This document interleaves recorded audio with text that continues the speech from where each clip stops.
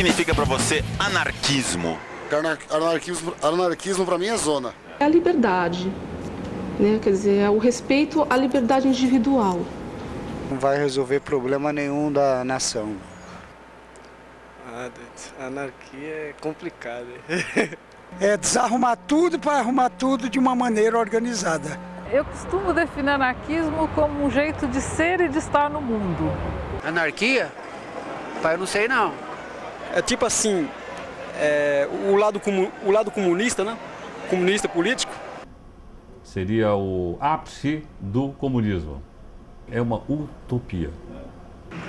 O anarquismo, ele não prega a democracia, não prega a ordem. Não é que seja só bagunça, entendeu? É uma espécie de protesto, mas é um protesto meio desordenado, né?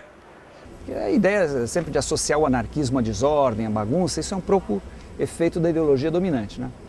Os anarquistas eram também pela ordem, né? Por uma nova ordem, né? Se eu perguntar para a senhora o que é anarquismo, o que a senhora me diria? Isso aí eu não sei o que é, não. Acho que isso aqui é matar gente, porretada, chicotada, eu acho que é isso. Anarquismo é chicotada? É, chicotadas, pancadaria, trabalhar dia e noite sem ganhar nada. Eu acho que é isso.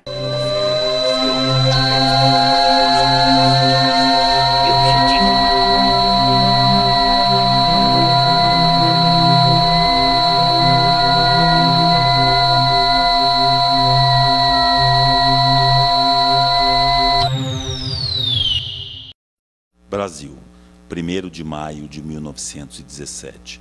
Os reflexos da Primeira Guerra Mundial atingem a nação. O operariado sobrevive numa situação precária. Os salários mal pagavam as despesas básicas. O desemprego era enorme. A exploração da mão de obra infantil e feminina era frequente. Mais da metade da mão de obra empregada era composta por crianças. Estas, esgotadas pelo cansaço, dormiam em cima das máquinas, eram punidas e sofriam graves acidentes. A situação da classe trabalhadora, nos anos 10, de um modo geral, em especial no ano 17, era uma situação de penúria extrema, agravada principalmente com a eclosão da Primeira Guerra Mundial, que teve as suas repercussões aqui no Brasil. Então havia uma carestia de vida e um problema muito sério em relação às condições de trabalho, ao desemprego, enfim, ao emprego de mulheres e crianças. O trabalho feminino tem uma importância enorme, o trabalho infantil também, não é? Aliás, sem legislação de controle mínimo, né? Então há uma exploração enorme da força de trabalho feminina e infantil, ao lado, evidentemente, da força de trabalho masculina. E as condições, então, de trabalho e de vida são extremamente precárias. A exploração também era sentida na carga horária. 11 horas nas tecelagens e 12 a 16 horas nos serviços de limpeza pública. Diminuição da carga horária de trabalho, que era muito extensa, como já tinha acontecido na Europa, queria baixar também no Brasil. Quer dizer, eram formas, então, de você suavizar, humanizar o trabalho. Este clima era estampado por alguns jornais da época.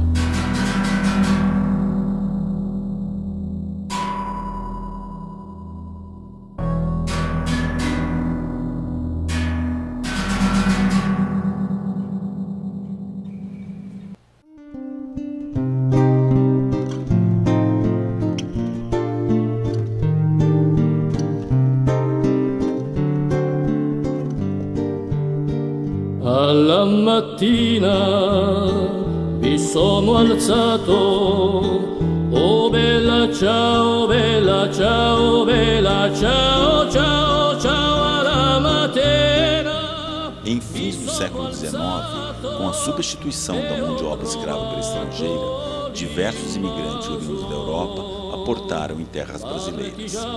Foram levados principalmente para as lavouras de café.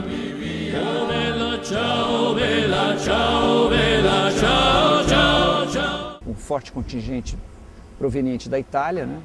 Outros da Espanha, etc. Quer dizer, misturam quase que num dialeto urbano, né? Muitas expressões e muitas entonações e sotaques próprios dessas outras línguas, né? E isso tem até hoje, né? Nos falares paulistanos nós temos ainda marcas dessa tradição. Esses imigrantes depois formaram a mão de obra necessária para o crescimento da incipiente indústria paulista. Em meio a eles, um grupo em especial chamou a atenção dos brasileiros. Eram os anarquistas, italianos, portugueses e espanhóis. Estes trouxeram em sua bagagem, além da esperança de dias melhores, um embrião libertário. L'anarchia emanciparnos, desolar la explotación, el comunismo libertario será nuestra redención. Logo, os ideais anarquistas ganharam alguns adeptos, entre eles Edgar Lenroux, um trabalhador do setor gráfico que viria a se tornar um dos maiores nomes da imprensa anarquista. O Edgar Lenroux, ele é um elemento chave para a gente entender toda essa história do anarquismo no Brasil. Ele é um tipógrafo, ou seja, ele domina o ofício. Então, ele vai fundar o primeiro jornal anarquista aqui em São Paulo, que é a Terra Livre. E depois ele vai fundar um outro jornal, que é a Lanterna, que é um jornal que tem um caráter muito mais localizado, que é o anticlericalismo. O Edgar tinha esse papel, ele tinha esse dom da oratória, do convencimento, da persuasão. O Edgar foi responsável por articular os primeiros comícios em praça pública. E no correr do movimento, na medida que o movimento foi ganhando força, as greves foram acontecendo nos bairros e algumas indústrias, a greve geral estava sendo anunciada como uma possibilidade, ela estava sendo trabalhada no seu fazer. O Edgar lança um jornal anarquista chamado A Plebe em junho de 1917. O jornal A Plebe ele se tornou, em determinado momento, basicamente o porta-voz das reivindicações operárias. A propaganda libertária feita pela imprensa anarquista, aliada aos métodos de ação direta, produziu na incipiente classe trabalhadora urbana o nascimento de uma consciência até então não imaginada. Sindicatos, associações de classe e ligas operárias começavam a fazer parte do cotidiano dos trabalhadores paulistas. Na Moca, um bairro tipicamente fabril, surge a primeira liga operária. Logo em seguida, outros bairros como Belenzinho, Água Branca, Brás, Ipiranga, Cambuci, Bom Retiro também formavam suas ligas. E essa é a grande novidade da greve de 17, né? As ligas de bairros que foram se organizando nos meses de maio e junho, principalmente. No caso do Brasil, quer dizer, os conselhos que apareceram em 1917 eram conselhos normalmente de operários, né? Operários urbanos, né? Quer dizer, no campo essa coisa não se estendeu, operários urbanos, mas de diferentes sindicatos, de diferentes ofícios, né? Mas então existia ali, em forma molecular, né?